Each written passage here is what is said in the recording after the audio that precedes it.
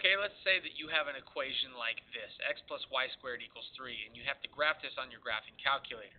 The first step to graphing this is we need to get y by itself on the equation, so we're going to subtract x from both sides, and I notice that if I do that, I have y squared is equal to 3 minus x, or negative x plus 3, whatever you like.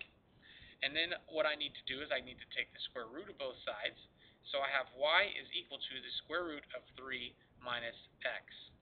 But as you might recall, anytime you have a situation like this, we have to say that it's equal to plus or minus the square root of 3 minus x. The question is, how can we get this graph on our calculator? Well, it's actually simpler than you would think. It just takes a little bit of forethinking, foresight. What we need to do then is we got to go over to our TI-84. We're going to plot these points here. We got to say that y is equal to the square root of 3 minus x. And if we graph that, well, that didn't work, did it? Y is equal to the square root of 3 minus x.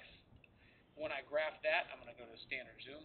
When I graph that, notice that this is what the graph looks like, but it's not complete. I need the negative as well. So all I have to do is actually go down and type it in a second time, but this time with the negative sign in front. Y is negative square root of 3 minus x.